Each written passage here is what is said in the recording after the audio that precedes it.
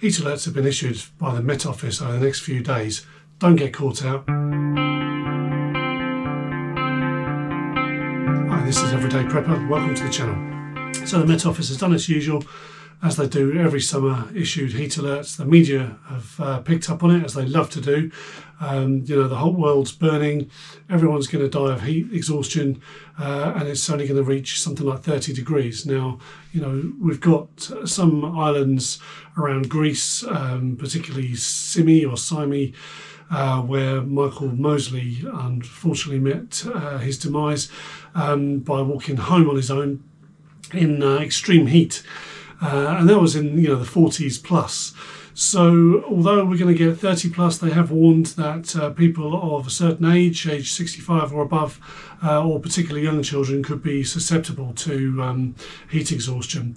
Now, I was looking at some figures. You had about, in 2022, there's about 2,900, just short of 3,000 people in the UK died of heat exhaustion. I don't know the age range. Last year was about 2,200, so you could assume that there'll be another couple of thousand at least, maybe this summer, if we ever get one, that may die because of heat exhaustion. Now, surely there's a way of avoiding this, and I just wanted to cover a couple of those areas. So the main one is having enough water and drinking water, pre-hydrating if you go out. Make sure you hydrate properly when you come back, and if you're doing anything particularly exertive, like running or hill walking or going a long distance, something that's going to tire you out on the best of conditions, then make sure you're extra hydrated. You're not wearing too many layers of clothing, or at least if you're wearing too much clothing, you can take it off and still remain decent. Maybe have a change of clothes. Take some kind of backpack with you. You don't need to take anything huge, because that'll make you more exhausted if you're out maybe hiking. I'm thinking about myself. The other day it was quite a cool day, and but I was sweating profusely. If you're not cardiovascular fit, then you're going to experience more difficulties if you're out in the heat. The other thing is alcohol. Now, although I don't drink, I know what it's like when you do drink and you're out in the heat. Alcohol also appears to make you quite dehydrated. Even though you're drinking lots of fluids, you're not drinking direct water. So you want to be having water in between drinks, ideally. And that might make you look like a wuss, but just do it. The prepared people are the ones that prosper, right? So we've seen some instances recently, one with Michael Mosley, another one with another chap the other day who's still being searched for on an island. We don't know the circumstances, but it's another island just off Spain, I think, which is, or perhaps it's in Spain, can't remember, but very, very hot. They're experiencing heat waves all across, I know, Eastern Europe and the south. And he decided he wanted to walk home 11 kilometres because he missed his bus.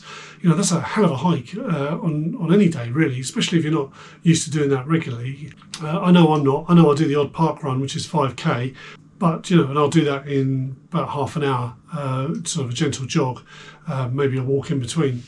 But 11k, especially if you're not used to it. I know this chap here is a builder, and builders are usually reasonably fit. But, we don't know. Had he drunk excess alcohol, not had much water in his system, got dehydrated still? We really don't know. And I know the nights get pretty cold over there as well. There was also another incident on one of the islands in Greece before Michael Mosley had his problems. There was somebody else apparently who died of heat exhaustion, just being out, got lost. And that's another impact of being dehydrated. You can be confused. You can lack coordination. You can also become stressed, especially if you become lost and you find that your body's overreacting to being dehydrated, and you don't know what those feelings are. It can be extremely stressful.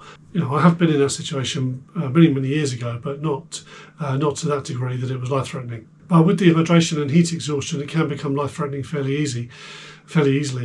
So I just wanted to put this out there. I know the media like to fearmonger and everything else, and say that we're experiencing this massive heat wave and stuff. In the UK, 30 degrees. It's warm, but we've had worse. And anyone who goes on holiday to, say, the south of France, like I used to for several years, 40 degrees is fairly normal down there. And we had young kids, and we never had a problem. Always stuck by the pool, made sure they were suitably hydrated all the time, and looked out for any signs of dehydration or heat exhaustion. So check out the NHS websites. Make sure you're clued up on what it looks like. Make sure you're clued up on what you would need to prepare for if you are going out. But I'd certainly recommend take at least 2 litres with you. I know they say drink 2 litres in a day. Well, on a really hot day, if you're out hiking, you're going to need 2 litres just for that hike. I'd also recommend taking one of these space blankets with you. These things, they fit, the new ones, they fit. I don't know quite how they get them in the bag afterwards, but that's not the issue. They're a lifesaver. But these will fit in a back pocket or in a little rucksack. They don't weigh very much at all, but the best thing to do with these, although these are normally traditionally seen on films where they put them around people to keep them warm after an event, they will also keep you cool if you put the silver side on the outside. So you would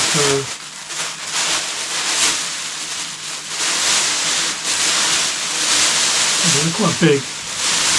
You put the silver side on the outside of you, and the gold on the inside. Now reflects the heat, keeps the sun's heat away from you. And of course, if you're out and about for a long time and you're stuck overnight and you're lost, then you just turn it around so that the gold is on the outside and the silver is on the inside, reflecting your body heat back against itself. And that could mean the difference between surviving a very, very cold night and not. And same in the heat as well. So yeah, these things are pretty cheap. You can get them for a couple of quid each. If you buy them in bulk, I think you can buy them in about sort of a pack of 15 or something for about 12 quid currently on Amazon.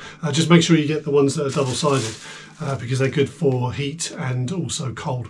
So again, all sorts of symptoms that you can have with heat exhaustion. That could be cramps, dizziness, sweating profusely, shortness of breath, heart rate goes up, feeling sick or being sick, especially if you're exerting yourself, a very high temperature, body's trying to, that's where the body's just getting confused, obviously feeling extremely thirsty and general weakness.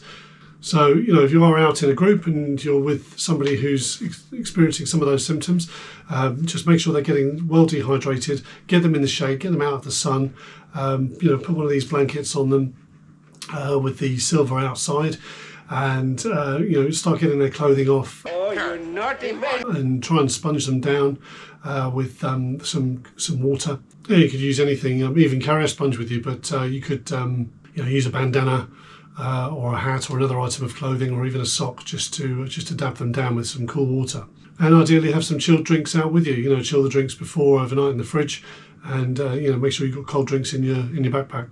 So, if you are with somebody who experiences all of these symptoms and they don't seem to get any better or they tend to, or they deteriorate, even after you've hydrated them, given them fluids and got them in the shade and dabbed them down with water, if their symptoms carry on like that and they end up going unconscious, get them straight into the recovery position and call 999, get some help. Don't be afraid to use the emergency services. Sometimes it's easy to sort of think, this isn't an emergency, and that's part of panic setting in really, or shock that it's leading to an emergency, and sometimes that can lead to inaction. And if you do use the emergency services, they'd rather come out when they didn't need to than come out when it's too late.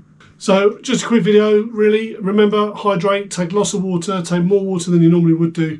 Take a backpack, take a space blanket with you, take a bandana of some sort that you can then soak with water and dab yourself down if need be, especially if you're alone.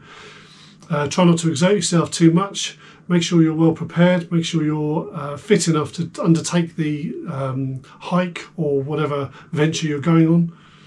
Try not to drink too much alcohol.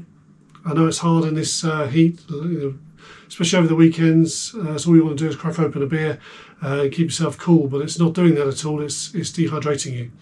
Because we are going to get more of these warnings and, we're supposedly going to get warmer and warmer. So yeah, I thought I'd just comment on it. As preppers, we always want to be prepared in all kinds of situations. And this is apparently a situation coming up and it does take people's lives. So just a heads up, really. Be safe in the meantime. Thanks very much for watching and stay prepared.